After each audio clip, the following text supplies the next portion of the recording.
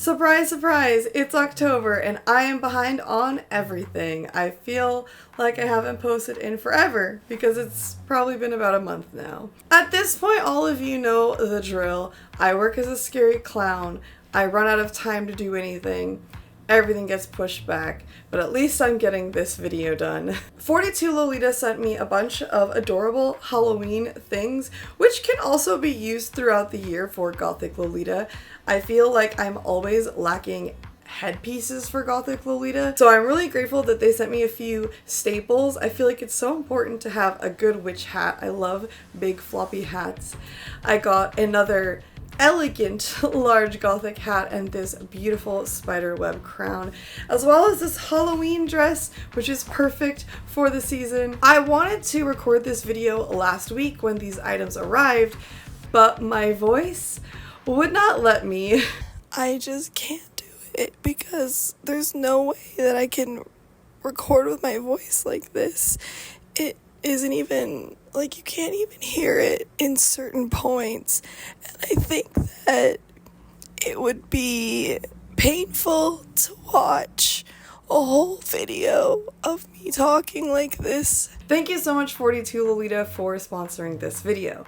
42 Lolita is a one-stop shop for everything Lolita fashion. They have pieces for every budget and range.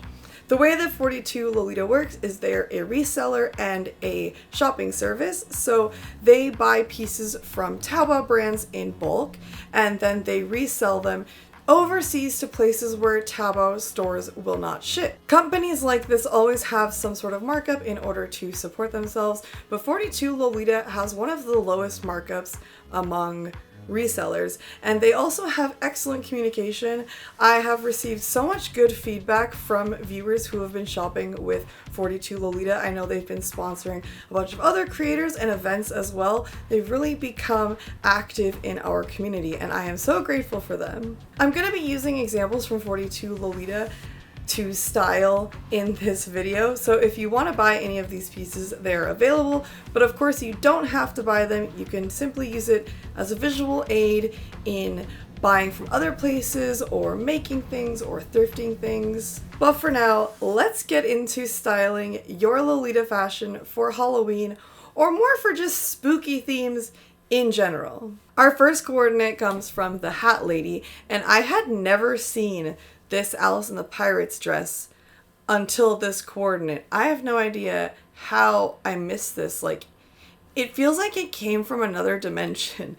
It's an absolutely gorgeous dress. I love purple and orange together for Halloween, but it's definitely got a lot going on, so it's hard to style because it's a one piece and because it's high-waisted and it already has such specific sleeves, such a specific design. But I think that the Hat Lady did such a great job with her coordinate that she submitted. She added an apron in order to sort of change the waistline. This dress is extremely high-waisted, but I still think that you can change the shape of it with what type of petticoat you wear with it and by adding a detail around the waist. I feel like some other options for this could be a corset belt, there could be a vest instead. I think that with really over-the-top intricate dresses like this, sometimes adding things on top of it to hide certain elements is the way to go to style it. Usually when we're styling Lolita, we're thinking about adding more, building more on top of it, but sometimes taking away and blocking out different patterns and sections can make it look different and make the focus be on different sections of the dress. I just noticed the pumpkin headpiece and I love the cotton candy feet shoes and the striped tights. Like, this coordinate is how I feel like I would coordinate this dress. I think another area to play around with is neckties. Because the necktie is removed in this coordinate picture, it can definitely be removed, or it has been removed, so that's an area that you can play around with, having different shapes there. Of course, I think that having a big floppy hat would be really fun with this, some sort of big headpiece. I didn't make a whole coordinate for these because there's just so many different options to intermix.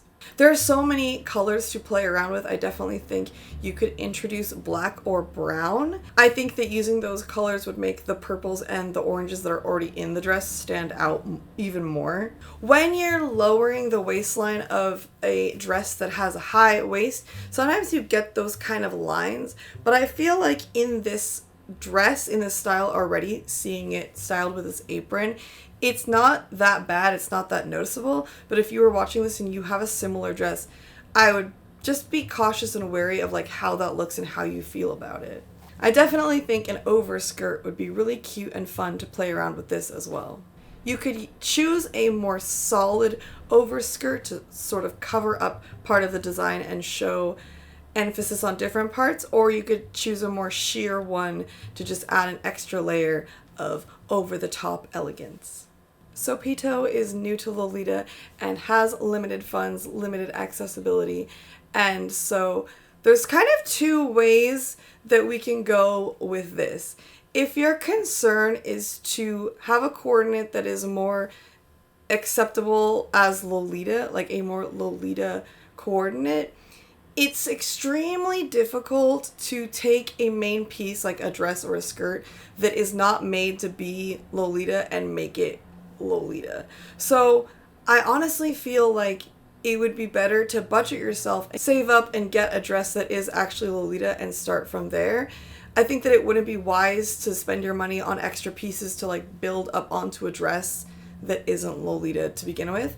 But on the other side, if you don't really care as much about specifically being Lolita and that's not your main concern, you just want to style this dress because you like it and you want it to seem a little bit more Lolita passing, but you aren't as concerned with that, that's not your concern, you just want to style this dress, I think that that's totally doable too. At the end of the day, it's just fashion, and the labels or deciding factors of what it is doesn't really matter as much as long as you're happy with it, as long as you enjoy it. So I wasn't really sure from your submission which way you wanted to go, if you were looking for a way to feel and present more Lolita, or you were looking for a way to style this particular piece in a Lolita way. So I will give you some choices for both.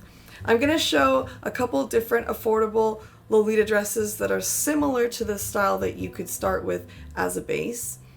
And then here I'm going to show some pieces that you can add to this dress in order to make it appear more in line with Lolita. I definitely think these dresses that are kind of like a plain, solid skater style top, where it's just like a tank top style, you can play around a lot with the collar. Definitely a Peter Pan collar blouse is like the most uniform Lolita thing. I feel like puffy sleeves and a Peter Pan collar will make a dress appear more in line with Lolita. I think that it would be fun to also play around with a petticoat that has details that are meant to be seen, like stars or lace details, not just like a standard petticoat, but one that's more like an underskirt petticoat style. I would also perhaps look into a hoop skirt that is adjustable, because I know when a dress isn't built for Lolita, it's really challenging to find the correct shape, and I think that an adjustable hoop skirt could help you, because you could just change it and measure it and even cut it to look better, because even when it comes to measuring things out, it might not work exactly with the way that the dress has been cut, so that could be more helpful to you. And it's also something that you could use with more Lolita dresses in the future. So Jenna created this beautiful vampire coordinate and is looking for more vampire inspired advice, and she does not want any wigs, but she's looking for headwear. I love your poses so much. I love the drama that this coordinate is giving. And I think that a great place to look for inspiration is just different vampires in media. And I immediately thought of Lucy from Bram Stoker's Dracula. I think that even in the part of the film before she's really a vampire, you could get some hairstyling inspiration, kind of some historical fashion ideas for your own hair, or you could look for headpieces that have a similar style or theme to this. I know it's like very specific. Play around with some mouth blood, some teeth effects. I was also thinking that a pearl necklace would be a really cool addition to this coordinate, to this dress. And I was wondering where the origins of that necklace were, and it was from a 2006 Christian Dior runway, and I did not know that it was that old. A lot of places make necklaces similar to this. I think that you could also DIY one. It could be a lot of fun.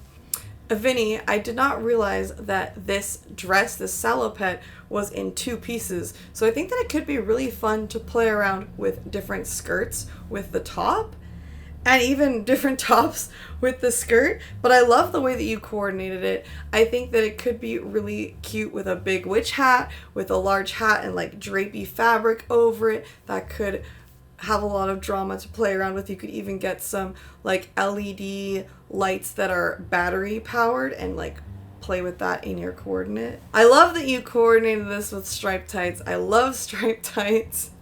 I think that you could also mess around with some different lacy tights, kind of sheer tights that are black with lacy details. I also kind of I'm feeling this idea of a black peignoir and then like a solid shirt to sort of fill in any spaces with this salopette, but then a black peignoir that kind of drapes over all of it, at least from the sides. And then lastly, Shana Newt. I really wish that the bow here was removable. I feel like it's not. I feel like there would be a lot of options similar to what I gave to the hat lady for this dress. This dress is so beautiful, but I'm just worried about that bow. I feel like it's flat enough that if you got a corset, you could put it over it and kind of hide it. It wouldn't look awkward. I think that this could be really cool with the belt from Cotton Candy Feet, or like a belt in general, but it might be a little bit harder to hide that waist bow. I hope that this advice helped you. Sorry that I'm a little bit all over the place. I have clown brain currently, and I'm kind of getting back into the flow of recording and making videos. So hopefully you still found this helpful and entertaining. If you have any advice for any of these Lolitas, please leave in the comments below. It's always helpful to get different perspectives from different styles and different knowledge levels. Let me know what you're gonna be for Halloween and what your plans are, and I will see you in November. Stay lovely.